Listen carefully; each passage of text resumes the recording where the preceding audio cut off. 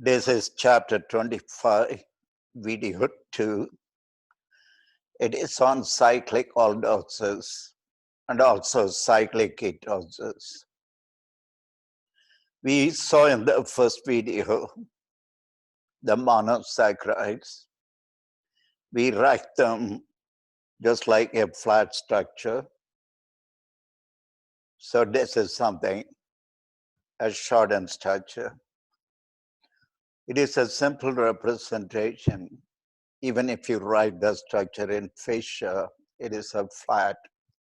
But if you look at it, in each one of those monosaccharides, except the carbonyl carbon, all other carbons or sp3 carbons. This is an sp3, this is an sp3 carbon, this is an sp3 carbon.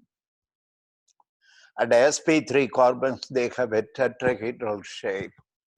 So if you take the molecule, if you build one with some models, you get the structure, but at every carbon, the bond angle will be 109.5 degrees.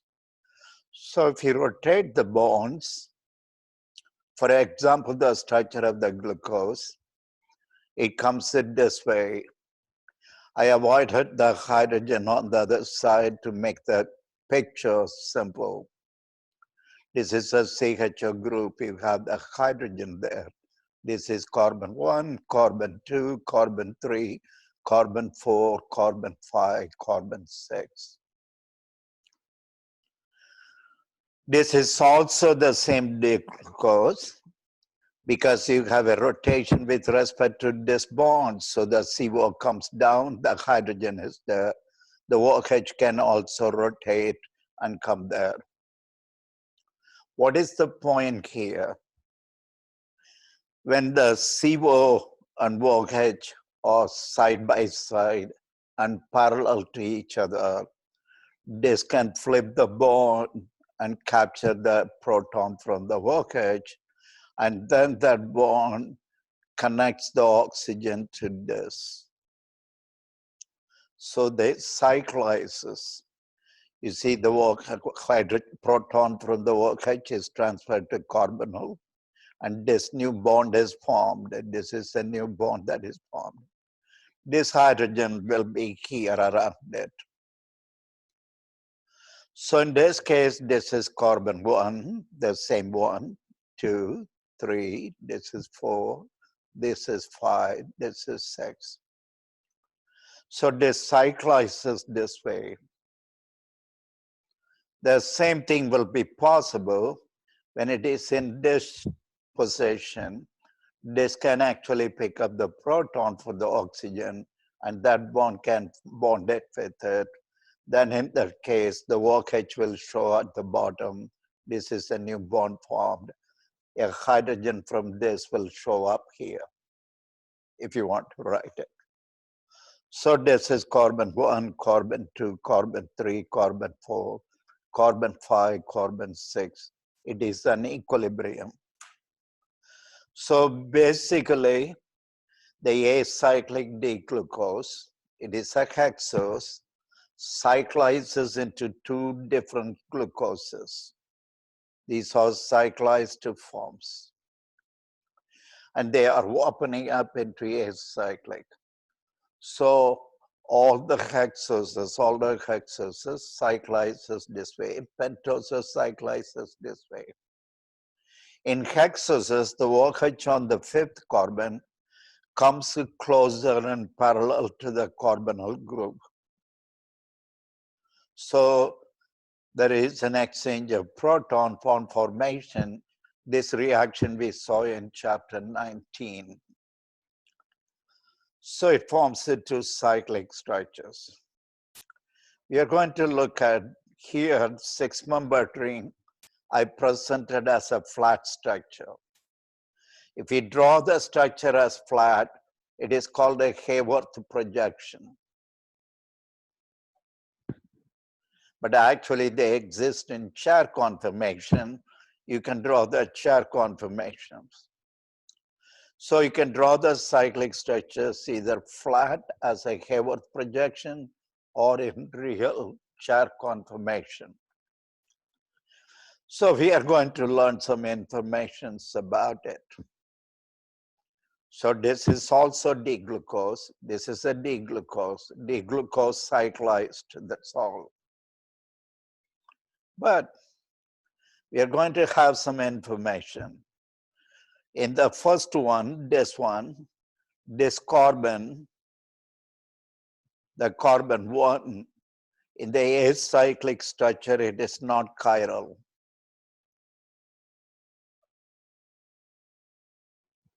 In the cyclic structure, it is chiral. And then it opens up into achiral and it changes into chiral. So it is continuously interconverting chiral, achiral, chiral. We call this carbon as anomeric carbon. The same way in this case, this is called the anomeric carbon. It is easy to identify the anomeric carbon. There is an oxygen. One side you have a carbon with a CH2OH. The other side you have CHOH. And then that carbon is anomeric carbon. So if we compare these two cyclic structures, they differ only at the anomeric carbon. This has a OH above the plane. This has OH below the plane. The rest of the structure is exactly the same. So we call them together as anomers because they differ only at the anomeric carbon. Otherwise, the structures are the same. Both of them D-glucose. It cyclizes. This is just like you have two hands. If you put them together and form a ring, you are still the same person. But in order to name it differently a little bit, we use the OH on anomeric carbon and CH2OH on the other side. In the first one, they are cis to each other. If they are cis to each other, we use the prefix beta. In the second one, they are trans to each other.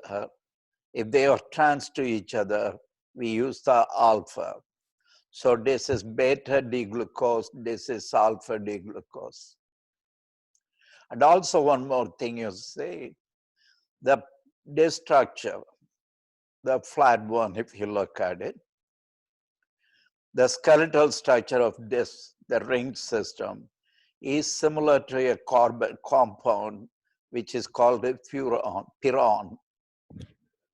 This is a piron. It is known to the chemists for a long time. So they call this is similar to piron in structure. They insert this pyranose. You see pyranose. So the full name for this compound is beta D-glucopyranose. This is sulfur D-glucopyranose. They are anomers. They differ in the structure only at the anomeric carbon. If we look at the stereochemistry, they are diastereomers. These two are not mirror images, so they are diastereomers. But here in the carbohydrate, we call them as anomers. This is the chair conformation of that. This is the chair conformation of it. You learn how to draw the chair. I put that in the notes in detail because this group is above. This is a valley carbon, only equatorial points up. This group above the plane, this is a valley carbon, only equatorial points up. This is down, it is a hilly carbon, only equatorial points down. This is up, this is a valley carbon, only equatorial points up. Same way here. I'll show you how to draw them quicker. So I have all descriptions, you have to remember it. Because if you look at each one of the cyclic compounds, at this carbon, you can see a carbon bonded to 2 oxygen, which has 1 OH, 1 OR. So it is a hemiacetal. This is a hemiacetal. So the cyclic structures formed by aldose or hemiacetal. The rings resemble pyron, so we insert pyranose. And this is about anomeric carbon. And also I said these 2 cyclic sugars are truly diastereomers, but we call them here in sugars as anomers. And which one is alpha, which one is beta? If OH on the anomeric carbon is cis to CH2OH, it is a beta isomer. If it is trans to CH2OH, it is an alpha isomer. Here, this is, you can actually, because this is formed in larger quantity, this is 64, this is 36%. Why? Because it is a steric hindrance for the formation of this. So that in this case, it is less, it is more there. Don't bother about it. Although pentoses, they are also do the same, but we can draw them in envelope conformation or Haworth, but most of the books, and we are going to use only the Haworth projections, because there is not much different from this flat structure and actually the envelope, because this is one of them, you just make it into this, that's all. There is not much different. So we can actually use the aldopentose as Haworth. So this is an aldehyde group. There is a hydrogen hydrogen. This is a xylose. This is the same. There is a hydrogen there, you see. It is hiding in this one. This is carbon 1, carbon 2, carbon 3, carbon 4, carbon 5. The OH group on the carbon 4 and the carbonyl group come parallel to each other. So this is happening. So you see, a new bond is formed between oxygen and the carbon, and the OH points down. When they are pointing up and parallel, this will happen. Then you have that new OH is above the plane. So this is carbon 1, 2, 3, 4, 5. Here this is 1, 2, 3, 4, 5. So they formed 5-membered rings. In the first one, you look at this is an anomeric carbon. The carbon 1 is anomeric carbon. Here this is an anomeric carbon. Anomeric carbon is newly formed chiral carbon. The OH on the anomeric carbon and CH2OH on the other side are trans, so it is an alpha compound. Here they are cis, so it is a beta compound. Both of them formed by the D-xylose. So I have the D-xylose. But these 5-membered rings is similar to furan. This compound is called a furan. We saw that in heterocyclic compounds in chapter 15. I did not ask you to memorize it, but this is. So the skeletal structure, 4 carbons and the oxygen in the ring is similar to furan. So we call it as a xylofuranose. Xylofuranose. This is just a description in the full name. Most of the time we say beta D-xylose. This is alpha D-xylose. Once you see alpha or beta, you have to understand they are cyclic structures. All those informations, you had it under all those hexoses is similar. These two are hemiacetals. This is anomeric carbon. These two are diastereomers, but we call them as anomers because they are different only at the anomeric carbon. All those notes applicable to these ones. Do we need to know and remember these cyclic structures? Unfortunately, the answer is yes. That means we had to memorize. No. Even normal time, I don't ask them to memorize, but I give them some easy method to draw them. But drawing cyclic structure of an aldose is not that hard. Is it? Yes. How we can do that? Here is all aldohexoses form two different pyranoses. Pyranosis, 6-membered ring. All aldopentoses form 5-membered ring, remember it. We can draw them as a Haworth projections or in a chair. But in the chair, you have to revisit your chapter 4. If you look at the chair, I'm just reviewing it. The carbons, alternative carbons, I put them here. They are all on the hill. I call it as a hilly carbon. If you look at this carbon, and this carbon, they are all on the valley, so we can call it valley carbon. Just valley carbon. So at valley carbon and chair, axial below the ring. If it is a valley carbon, you have to put the axial down.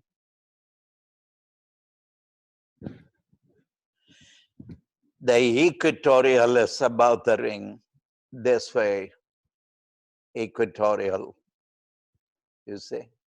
This is axial. The equatorial here above the ring, axial. The equatorial here, here, equatorial above the ring, the axial down on the valley carbon. So I have it here. On the hilly carbons, axial points straight up. The equatorial slants away from the center of axis, points down. On valley carbons, all valley carbons, axial points straight down, equatorial slants up. Aldopentoses form two different pyranoses, that is 5-membered ring. We can draw them in Haworth. In Haworth, up and down. How to draw a cyclic anomer of an aldose in Haworth or chair projection? Say, for example, if you want to draw the cyclic structure of this, you have to stand here and push this guy down. That is violent, am I right? And then go to the last chiral, that is a work H, am I right? This is a CHO. And you have to flip the bond and take this and connect them. If you make a ring, this will go up, this will be up, this will be up, this is down. But sometimes you may miss this one because you're an Aggie, you are not violent, you are gentle. So what to do? I'm going to give you something easy one here. If it is a hexos, say something like here. I'll put some hexos, say D hexos.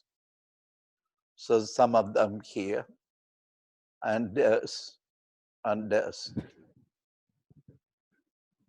So this is carbon 1, carbon 2, carbon 3, carbon 4, carbon 5, carbon 6. It is an easy method. You work from the bottom. If you want the Haworth, you draw, you say this ring. We call it as a Haworth ring. If it is a chair conformation, you draw the chair. Put always on the topmost right side the oxygen. Number the carbons 1, 2, 3, 4, 5. Here 1, 2, 3, 4, 5. First this one, CH-2OH. This compound is a D compound. You may get an L compound. This group, this one, goes up in D, down in L. Since it is a D compound, I'm going to put CH-2OH on the 5th carbon above the plane, because this is a D compound. If it is L compound, I'll place it down. How about chair? I go to the 5th carbon. It is a valley carbon, only equatorial slants up. CH-2OH equatorial. So one thing is fixed. The CH-2OH will be present on the 5th carbon. If your compound is a D compound, it will be present above the plane, the ring plane. And then if it is L compound, it will point down. For example, if this is an L compound on this ring, it will be down here. In the chair, it will be down axial. So you know where to place them. The second, you go to that carbon, the last chiral. You need not do anything, because the OH on it lost the hydrogen and bonded to the carbonyl carbon. So this is that one. And then we have to take care of these three, the other chirals. If any of the OH is on the left, place it above the plane. On the 4th carbon, it is left. On the 3rd carbon, it is 4th carbon. On the 2nd carbon, it is on the left above the plane. This is above, up. Left is up. The right is down. So in this case, the OH is down. And come to the chiral carbon. Don't forget, you have to put the OH. It depends on what compound you want. If you want alpha compound, you have to put them down for alpha. This one becomes a CH-OH. That OH down in alpha, up in beta. If you want a beta compound, you have to place it here. Same thing, do it on the chair. So you need not worry about it. On the 4th carbon is up. This is a 4th carbon, hilly carbon. Only axial is up. On the 3rd carbon, it is down. This is a valley carbon, only axial down. This is 2nd carbon. It is on the left up. So this is here. And you want a beta, this is a beta. Or a alpha, if you want an alpha, it should be trans. If you want a beta, you have to place it here. I may probably include it in the review notes, this method, and put them. Otherwise, you can do it. Oh, you have it here. You see, C becomes this and this. So you have the instructions, you can use them. You can work on it. Work on this one. The same thing. The structure of D-galactose. So here there is some problem. Structure of D-galactose is given below. Draw it's a Haworth projection of its beta, chair conformation of alpha. So this is a galactose. Number 8, 1, 2, 3, 4, 5, 6. This is a Haworth, the first one. Second one is a chair. You number it from here. Oxygen will be on the top right corner. And then next one and clockwise is number 1. If we put it different way, if we put the oxygen in different places, you'll get confused. So what we want, so this is actually D compound. You see the last is CO. So this is a D. In D, the CH-2OH goes above the plane. We took care of it. This one loses its oxygen, becomes, higher proton and becomes a ring oxygen. And the next, the chiral is on the left, that means above the plane, the OH. The next one, it is on the left, so the OH above the plane. The next one, it is down, right, so it is down. And here, what compound you want? You want beta D in Haworth. So, in order to put the beta, the OH on it must be cis to it, right? So this is your beta D, right? The same name, the galactose, but you put the pyranose in it, galactose.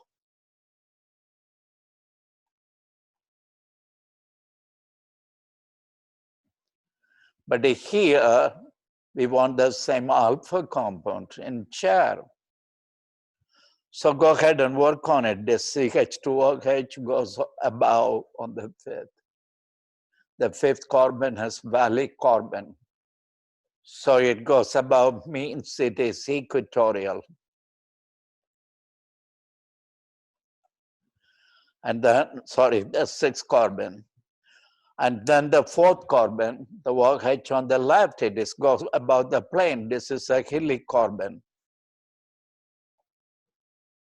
On the 3rd, it is on the left, it goes above the plane. This is a valley carbon. Well, the equatorial goes up. And on the 2nd carbon, it is on the right, goes down. This is a hilly carbon. Well, the equatorial down. And you come to the anomeric carbon. We want alpha. In alpha, the OH is trans to CH2OH. Trans means that this is down. But done. The same thing you can do it with a 5-membered ring. Here, 1, 2, 3, 4, 5. Draw the alpha D, silopyranose. So I draw the ring, Haworth ring, and numbered it in clockwise. And this goes above the plane on the 4th carbon because it is a D compound. So CH2OH. Sometimes you can save the time if it is there, even in hexoses. If you want to put the CH2OH, you can write this way and OH. This is a CH2.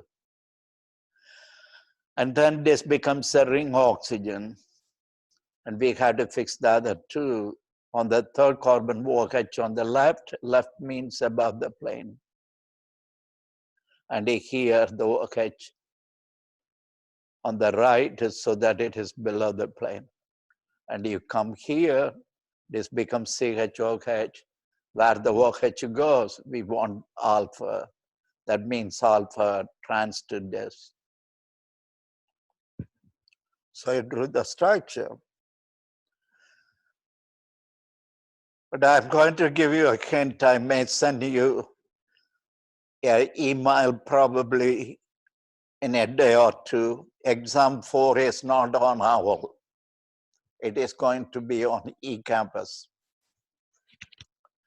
So how to name a cyclic aldose? So this is drawing the structure. If the name is given like this, how can you find it? This is a hexose because 6-membered. This is a 1, 2, 3, 4. So this is 5-membered, so it is a pentose. This is a hexose, 6-membered ring. Okay. So how we are going to name it? Number it first. 2, 3, 4, 5. This is a 6-carbon. The instructions are here. Check the CH-2OH and OH on the anomeric carbon. If they are trans to each other, write alpha. If they are cis to each other, write beta. First step. This is anomeric. Check the CH-2OH and OH. They are cis to each other. So write beta. In this one, this is number 1, 2, 3, 4, 5.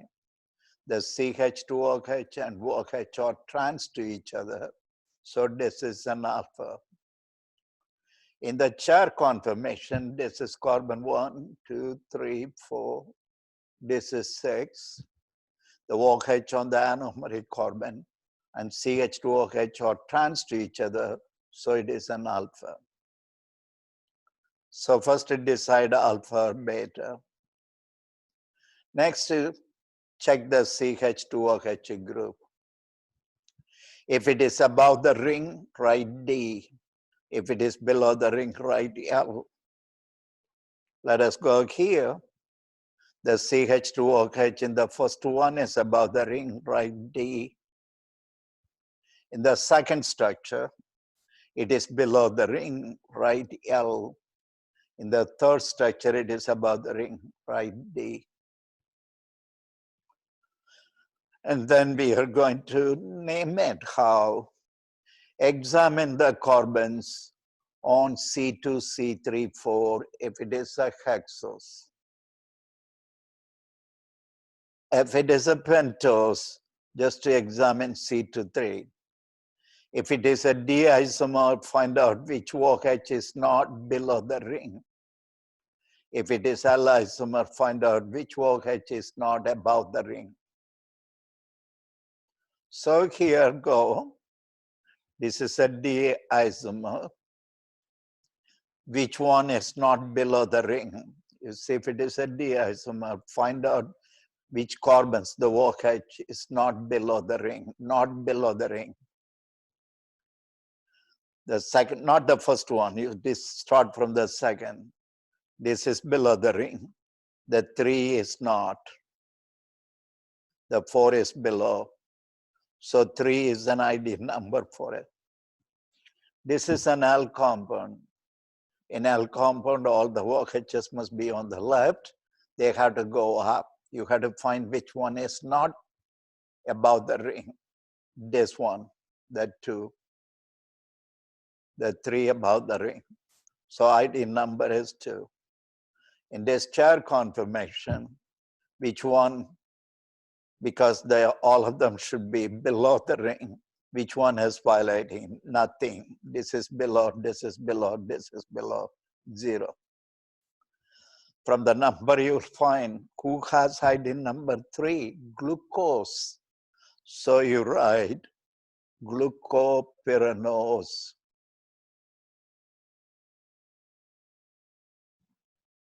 This one, who has ID number 2 in pentose, ribs or arabinose. So arabin, furanose, you have to add a furan, furanose. Who has 0, allose? So this is allopyranose. 6-membered rings are pyranoses. 5-membered rings are furanoses. What about ketosis? Ketohexose is also cyclysis. But they form 4 compounds. But the ketosis is not that common, but still I will do it. So if you take a ketose, for example, I take the deep fructose, and the bonds are fluxing, the CO of the second carbon and the OH of the last chiral comes parallel, and they can actually form the cyclic structure. Then they form two 5-membered rings. So in one of them, you see the OH, this is an anomeric carbon. The carbon 2 is an anomeric here. This carbon becomes a chiral. And then CH2OH is trans to it, so it is alpha compound. In this case, this OH and that CH2OH are cis to it, beta compound. So they form two furanoses, 5-membered rings. They also do something. The same deep fructose, when it is fluxing, is carbonyl group 2, 3, 4, 5, 6, comes parallel and closer to the OH on the cis carbon. If it does, it forms the ring here. That becomes a CH2 does. So you see this is carbon 1, this one, and carbon 2 becomes anomeric. This is 3, this is 4, this is 5, this is 6. So you have two structures, alpha and beta. In this case, how you decide alpha? Anomeric OH, you say change it. CH2OH on the OH. If they are opposite alpha, if they are cis to each other, then it is beta. So the ketoses form 4 structures, 2 of them pyranoses, 2 of them furanoses. You have to be careful. They are not hemiacetals. If you look at the anomeric carbon, they are hemiketols. I will not ask you to draw the structure. I'll not ask you to find the name for these things, but this is the fact. If you can go ahead and remember these informations a little bit.